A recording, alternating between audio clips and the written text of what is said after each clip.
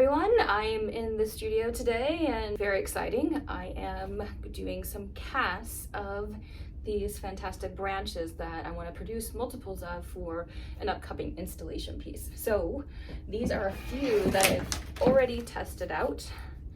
This is white plastic basically, not a painted branch. So they are completely cast in plastic. And it's a pretty interesting process.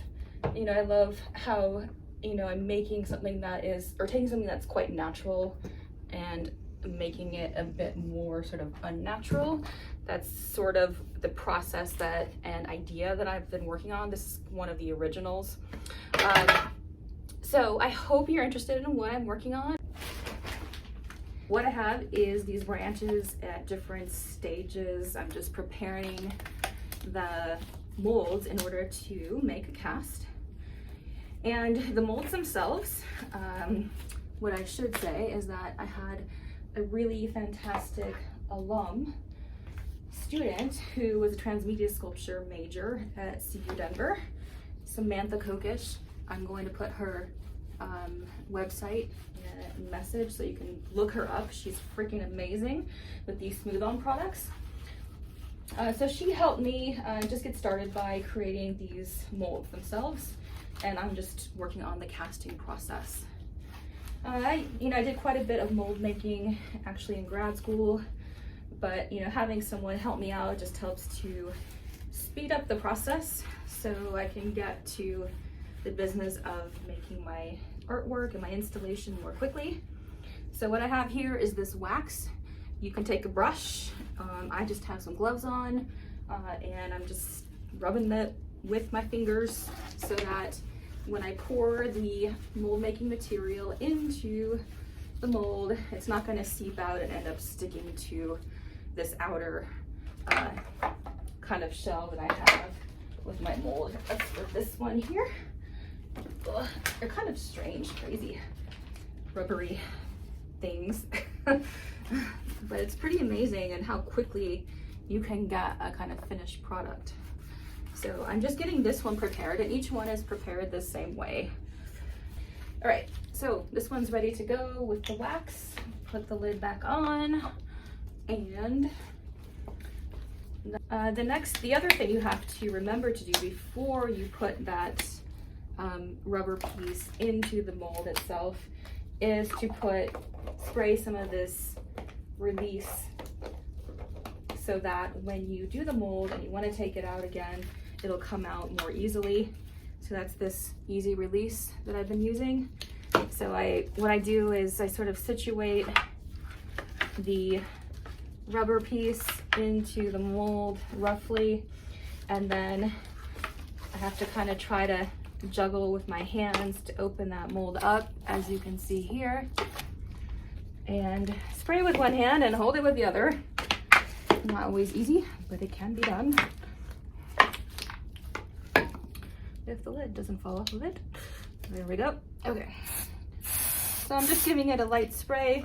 The stuff is a little bit stinky, so hopefully you have a studio with a bit of ventilation.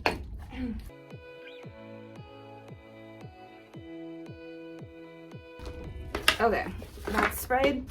Then you want to put that with the casing over the top of it. Get it settled in as well as you can there. These are sprayed and ready to go, but the next thing you need to do is to make sure that my outer shell of my mold isn't going to, come apart. So I need to tighten this up, make sure it's solid for the casting process. So I've got these snazzy zip ties, pretty easy to use. And I'm gonna put these around the mold itself. And tighten them up. So when I did the tests, when I was working with Samantha, we did some tests of these, and so we just kind of marked the best points to, put the zip ties at actually.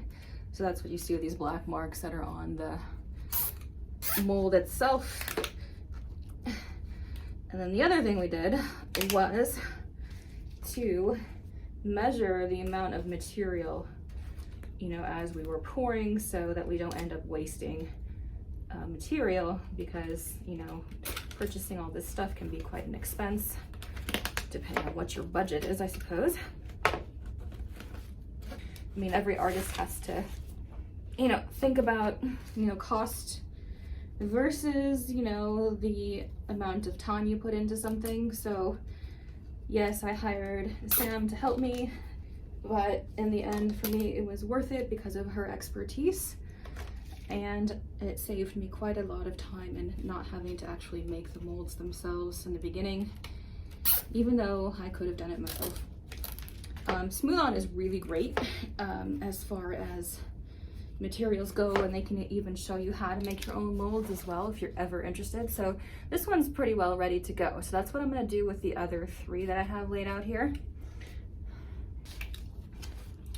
I guess the other thing I should mention is that I'm not exactly a sculptor. I'm a painter first and foremost, but you know, as you know, a lot of painters sculpt as well. So I do have a minor in sculpture, and you know, I think that it's important as an artist to be able to do more than just the one thing.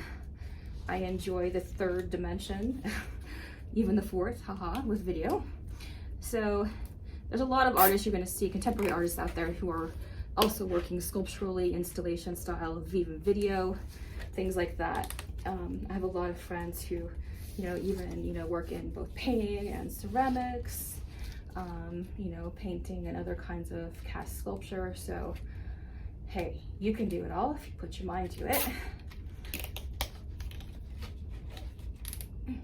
Okay, there's those 2. These ones are little tiny nubs, so those just have little rubber bands around them.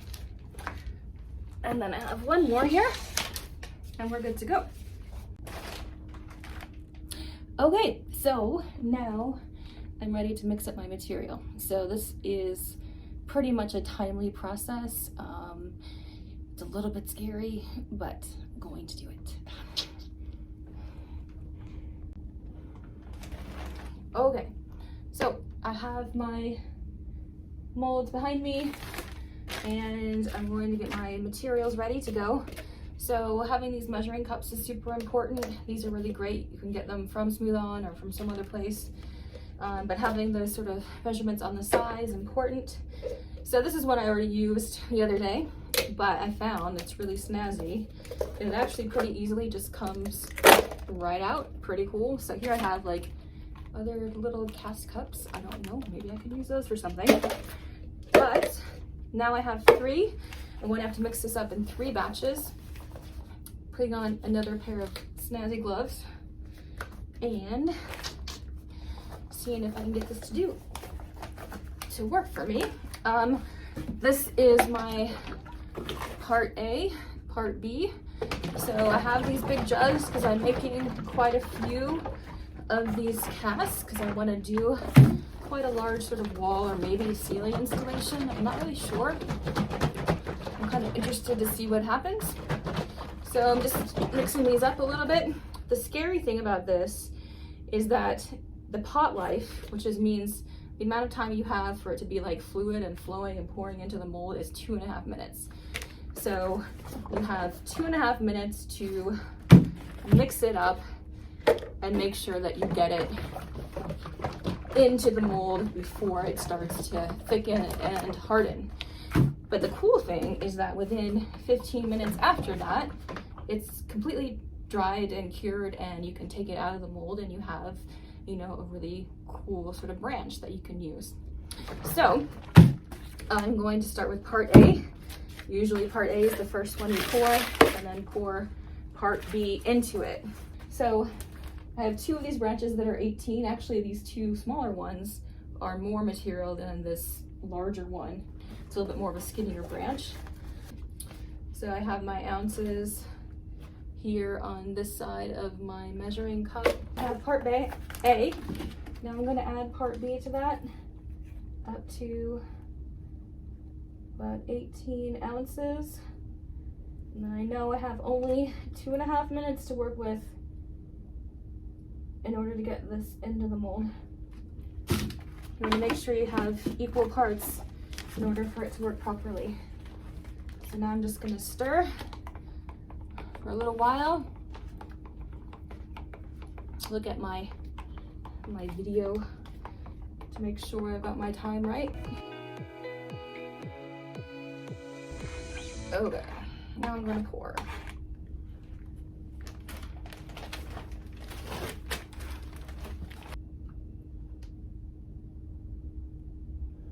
So it's going down into the mold here. You know, just do a slow and steady pour until it gets all the way to the top.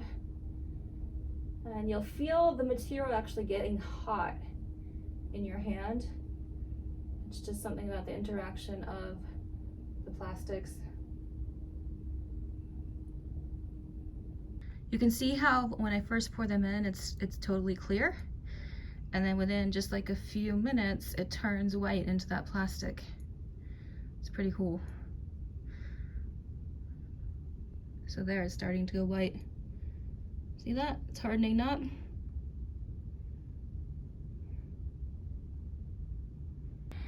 Okay, so I have all three of my branches sort of casting, and I put timer on for 15 minutes. And while I'm waiting for them to cure and be finished, I'm just taking this little blade and cutting off like little bits of excess plastic that had been left on from the mold making process, and kind of just shaving those off. I am going to also epoxy these branches together.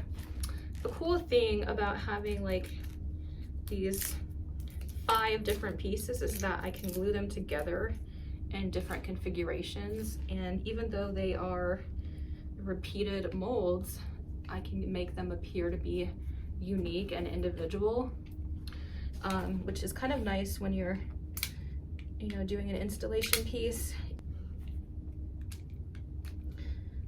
But it's nice, I can get a lot of these sticks done really quickly and easily.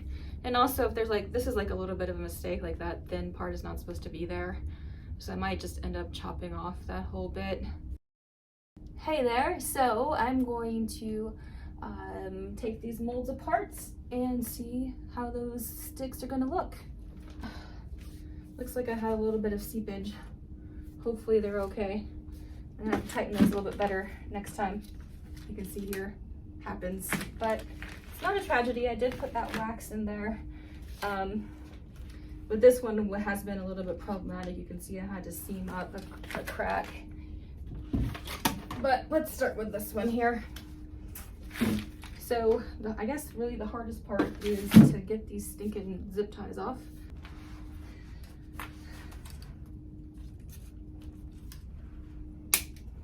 Cutting those off. And then the exciting part is to see how the mold turned out. Now I can kind of carefully pry this apart. The important aspect is that I am careful because, again, I don't want to break this outer shell as I'm trying to remove it. It looks like this one's coming out pretty easily. Yay. There's that. Woohoo. And then now the bottom part. Kind of slide it out. The nice thing is that the plastic is actually a little bit flexible, so I don't have to worry about, like, you know, it being too rigid that would break if I have to like bend it a slight bit in order to get it out. Your choice of casting material is a pretty important one.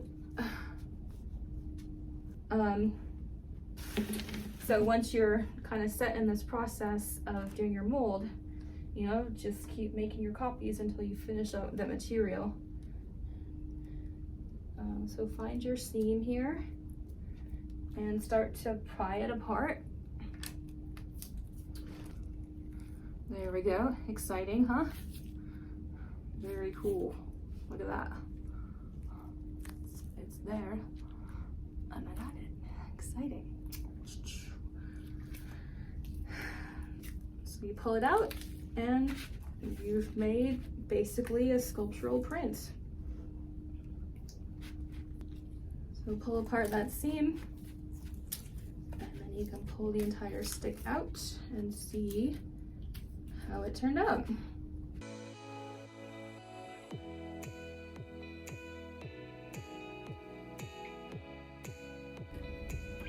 All right, nice. Okay, there's that one. And then I will proceed with the others. So there you have it. That's what is going on this week in the studio. Thanks for, joining me on this kind of like studio situation. This is what I'm doing day to day, having a little bit of fun, and I'm excited to see what this turns into, and hopefully you'll check back and see what happens.